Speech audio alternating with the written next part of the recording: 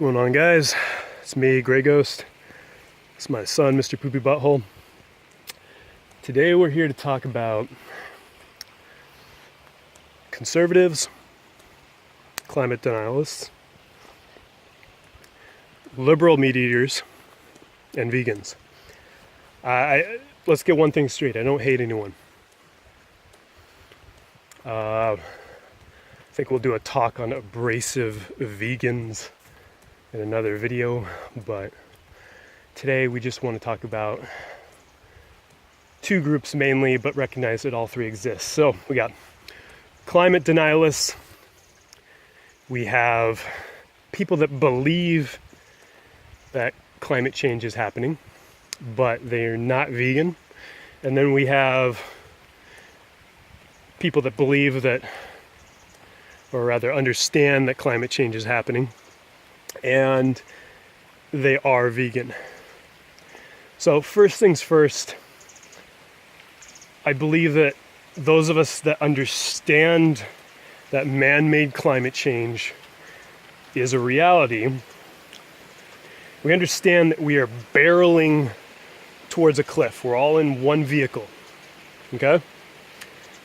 We're all in one vehicle and we're going forward towards a cliff. This cliff is extinction. None of us actually know exactly where that cliff lies. Could be a mile ahead of us, could be 50 miles ahead of us, but we all agree that there is a fucking cliff ahead, and that if we don't stop this bus, we're all dead.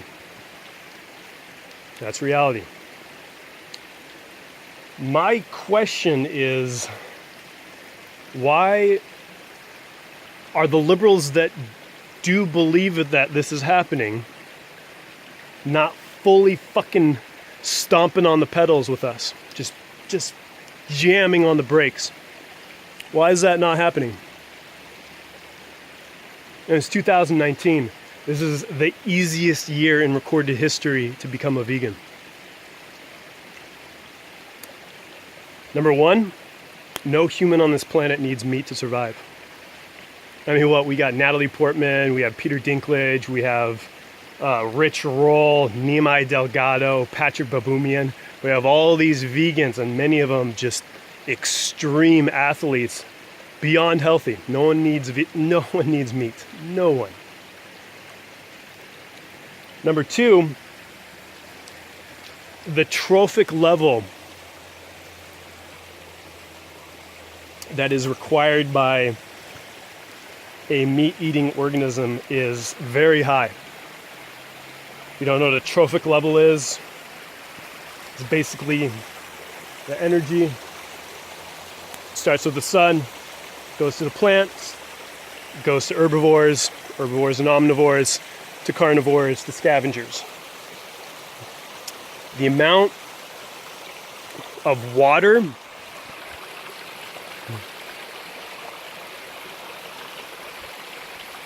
fucking, he wants the camera. No, you don't get the camera today, buddy. No, fuck you. Fuck you.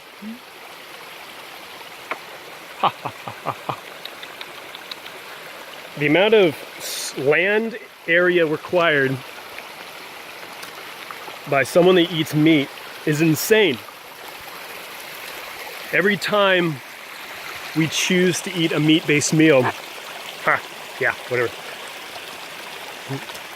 We are actively eliminating, yeah. We're actively eliminating, no, it's just, I'm making a video, dude. What are you doing? We're actively eliminating meals that could be provided of the exact same protein, calorie, and fat content, vitamins, even greater vitamins and minerals, to other humans on this planet. The seas, the oceans, those fisheries collapsed back in the 1990s. They've never fully recovered. The oceans, the most conservative estimate, produce 50% of the oxygen on this planet, sequester massive amounts of carbon. And yet, up here in Seattle, I mean, you make friends with a lot of liberal environmentalists, and there's this weird disconnect to where it's like, hey, what are you having for dinner? Oh, we're having fresh caught salmon. We're having ahi tuna. We're having, we're having tuna for dinner. There's this massive disconnect between the consumer that's choosing to consume this shit that's annihilating our environment, and this reality that this is affecting this climate change. I mean, how many organisms do we have that are extinct on this planet right now? Stellar sea cow, the North African black rhino, the dodo bird, the passenger pigeon. The list is very long. It's so long that I went on to Wikipedia and a few other websites to try to memorize it, and it's too much. I can't. If you want a list of extinct organisms, just go Google it. But we've already tangibly fucked up shit.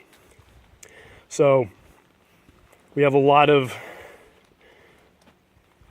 liberal, quote, environmentalists, unquote, that are actively participating in ecosystem destruction. And it's through the food chain. Destruction of habitats in the sea. I mean, here's one thing. A lot of liberals are going, plastics in the sea. Well, at minimum, 40% of all plastics in the oceans are discarded fish nets.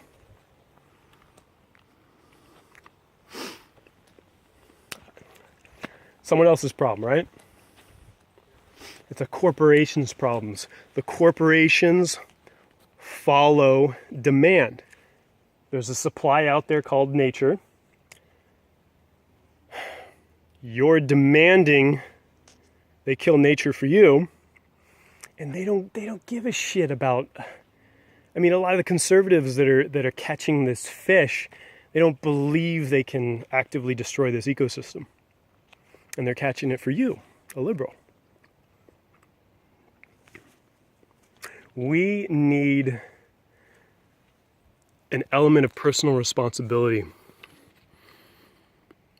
in what's going on this planet. And that starts with understanding how our own actions affect this planet. I totally understand petroleum-based vehicles, electric cars, the necessity to get off of fossil fuels. Coal is a massive step that we need to take in order to support life on this planet.